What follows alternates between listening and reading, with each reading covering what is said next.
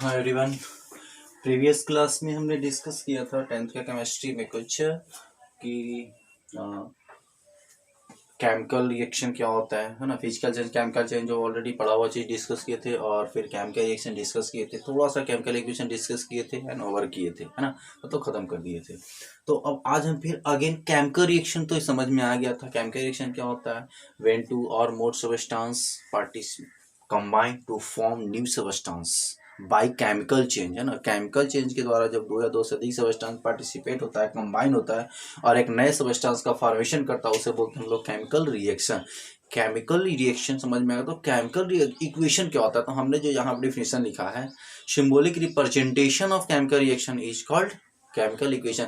यानी chemical reaction को ही हम लोग क्या करते हैं, शॉर्ट फॉर्म में दिखाने के लिए सिंबॉलिक रिप्रेजेंटेशन करते हैं ना। सिंबल के थ्रू रिप्रेजेंट करते हैं ताकि इजी वे में उसको हम क्या करें, शो कर सकें, और उसको हम क्या कहते हैं, केमिकल इक्वेशन। तो केमिकल रिएक्शन समझ में आ गया। केमिकल रिएक्शन और chemical equation, symbolic representation of the chemical reaction is called chemical equation. अब यहाँ पे तीन चीज दिए हुए, तीनों एक ही चीज है ना, हम अलग अलग वे में लिखे हैं। फर्स्ट मेरा है ये जो गेड़ा लगा हुआ है, सेकंड ये दिख रहा है, और थर्ड जो दिख रहा है ये दिख रहा है, हाँ ये है थर्ड नीचे वाला।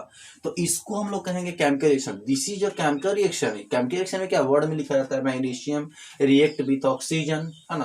तो react with oxygen to form magnesium oxide, ये हो गया केमिकल रिएक्शन। इसे क्या कहेंगे, केमिकल रिएक्शन। अब इसको हम मैग्नीशियम प्लस ऑक्सीजन क्या बना रहा है, मैग्नीशियम ऑक्साइड। तो this is not symbolic but this is a symbolic representation, so this is called chemical equation and both are called chemical reaction and this is called chemical equation।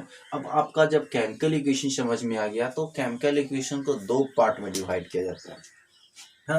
एक boundary level होता है arrow, है ना, और एक उसके arrow के ये बाउंड्री हो गया, और एरो के लेफ्ट साइड होता है और एरो के राइट साइड होता है। लेफ्ट साइड वाले को कहते हैं रिएक्टेंट, राइट साइड वाले को कहते हैं प्रोडक्ट। तो व्हाट इज रिएक्टेंट? तो रिएक्टेंट क्या होता है, दो substance which participate in chemical reaction, जो केमिकल रिएक्शन में पार्टिसिपेट करता है, केमिकल रिएक्शन को करवाने के लिए, उसे हम लोग कहते हैं रिएक्टेंट। और जो रिजल्ट फाइंड आउट होता है आफ्टर रिएक्शन, जो चीज मिलता है उसे क्या कहते हैं, प्रोडक्ट। या तो कह सकते हैं, यदि अच्छे से समझना है तो वो तो डिफिनेशन हो गया समझने, क्योंकि ये पूछता नहीं आपको बोर्ड में, है ना, रिएक्टेंट क्या होता है, प्रोडक्ट क्या होता है, बट पूछ देगा कि इसमें रिएक्टेंट कौन है, इसमें प्रोडक्ट कौन है, ये पूछ सकता है। मतलब जानना जरूरी है कि वो है कौन।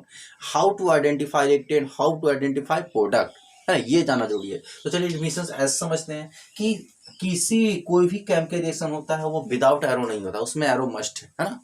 अब क्या होता है कि एरो के एलएचएस में, एरो के एलएचएस और राइट साइड जैसे इक्वल साइन वहां पे, यहाँ पे हम लोग एरो को मानेंगे इक्वल जैसा, है ना। अब इसके एलएचएस में कुछ सबस्टेंस है, कुछ आरएचएस में है। तो एलएचएस वाले को कहते हैं रिएक्टेंट और आरएचएस वाले को कहते हैं प्रोडक्ट। और जनरली जब केमिकल इक्वेशन लिखा जाता है तो उसका ऑर्डर यही होना चाहिए। और गलती से नहीं करना है कि रिएक्टेंट को राइट में रख देंगे और प्रोडक्ट को लेफ्ट में रख देंगे, है ना। तो एलएचएस को क्या कहेंगे, रिएक्टेंट, लेफ्ट हैंड साइड वाले को रिएक्टेंट और राइट हैंड साइड वाले को प्रोडक्ट कहेंगे, ठीक है। तो ये समझ में आ गया। अगेन हम डिफिनेशन क्लियर करते हैं। रिएक्टेंट क्या होता है, दो substance which takes parts in chemical reaction is called reactant and after chemical reaction result formed is called product. ये हो गया reactant and product, chemical equation हो गया, है ना। अब केमिकल इक्वेशन में कुछ सिंबल आता है, उसे हम डिस्कस करते हैं अभी जस्ट आफ्टर। इसको नोट डाउन कर लेंगे, हम सिंबल को डिस्कस करेंगे और टाइप ऑफ केमिकल इक्वेशन को, ओके। चलिए अब आते हैं सम सिंबल। केमिकल इक्वेशन में कुछ सिंबल यूज होता है, उसको माइंड में रखना है, क्योंकि जब भी केमिकल इक्वेशन कहीं पर लिखा जाता है तो साथ साथ सिंबल का भी यूज किया जाता है ना। वो सिंबल को समझना बहुत जरूरी है कि सिंबल का what is meaning of this symbol, है ना। और इस मीनिंग का सिंबल क्या होता है, तो चलिए वन बाय वन देखते हैं। सिंबल यहाँ से हम लिख चुके हैं, है ना। एस कहीं पे लिखा हुआ है, एस का मतलब क्या होगा, solid. L for liquid, G for gases. यानी कहीं पे लिखा हुआ किसी एलिमेंट के बारे में, कोई रिएक्टेंट हुआ, जैसे अभी लिखे थे हमने Mg प्लस O2, क्या बनाया था, MgO, मैग्नीशियम ऑक्साइड। तो Mg के यहाँ पे लिख देगा, यहाँ पे लिखा था जस्ट ब्रैकेट पे, यहाँ पे लिखा ये सॉलिड है, O2 क्या है, गैसियस स्टेट में। इस तरह से क्या होगा, आपका सिंबल लिखाएगा, ठीक है। तो ये सिंबल का यूज किया जाता है सॉलिड लिक्विड। अब आता है एक्वस। लिक्विड तो हो गया, एक्वस क्यों इसे आता है? एक्वस क्या होता है कि वाटर सॉल्यूशन, जैसे कोई लिक्विड तो बहुत तरह का हो सकता है, लेकिन कुछ लिक्विड ऐसा होता है जिसमें मस्ट वाटर हो और कोई मटेरियल हो, है ना। तो वैसे सॉल्यूशन को रिप्रेजेंट करने के लिए क्या करते हैं, एक्वस यूज करते हैं। तो एक्वस में याद रखना है कि उसमें लिक्विड कौन है, मतलब एक्वस का मतलब सॉल्यूशन है ना। और उसमें मस्ट भी किसका सॉल्यूशन है, तो वाटर सॉल्यूशन होना चाहिए। यदि वाटर का सॉल्यूशन है तो हम लोग उसको क्या कहेंगे, एक्वस। जैसे एक्वेटिक एनिमल का नाम सुने, वैसा एनिमल जो वाटर में होता है उसे क्या कर, एक्वेटिक एनिमल। तो वहीं से आया है कि एक्वा, एक्वस, है ना। एक्वस मीन्स होता है वाटर का ही अलग नाम है एक्वस। तो एक्वस का मतलब होता है कि ऐसा सॉल्यूशन जो इसको वाटर में बनाया गया, जिसमें वाटर में मस्ट, उसे क्या कहेंगे हम लोग, एक्वस, है ना। अगला आता है कंसंट्रेटेड, दूसरा होता है डाइल्यूट। तो कंसंट्रेशन और डाइल्यूट का मतलब थोड़ा सा 9th क्लास में पढ़े होंगे अच्छे से, तो जरूर याद होगा। कंसंट्रेटेड का मतलब होता है जिसमें क्या हो, सॉल्यूट, सॉल्यूशन बनता है तो सॉल्यूट और सॉल्वेंट होता है, ठीक है। तो सॉल्यूट किसको बोलते हैं, जो घुलता है ना, और जो अपने अंदर घुलाता है। जैसे चीनी, शुगर और वाटर में देखा जाए तो वाटर सॉल्वेंट होता है और सॉल्यूट कौन होता है, शुगर। तो जैसे से चीनी का मात्रा बढ़ाते जाएंगे उसका गाढ़ापन क्या होगा, बढ़ते जाएगा। तो जितना ही ज्यादा गाढ़ा होगा, यदि कोई बहुत ज्यादा गाढ़ा है तो उसको कहते हैं कंसंट्रेटेड।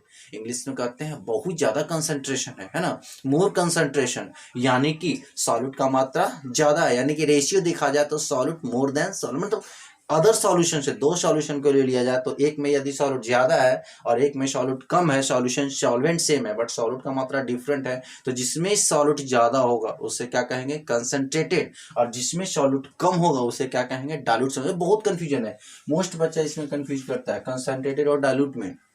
तो याद रखना है, कंसंट्रेटेड का मतलब कंसंट्रेशन, 9th क्लास याद कीजिए। कंसंट्रेटेड का मतलब कंसंट्रेशन, यानी कंसंट्रेशन ज्यादा है, यानी कि सॉल्यूट का मात्रा यदि ज्यादा मिला दिए, रेशियो के अकॉर्डिंग परसेंटेज ज्यादा है सॉल्यूट का मात्रा, तो हम क्या कहेंगे, कंसंट्रेटेड है। अदरवाइज क्या कहेंगे, डाइल्यूट कहेंगे। जैसे सिंपल सा एग्जांपल देखा जाए कि शहद और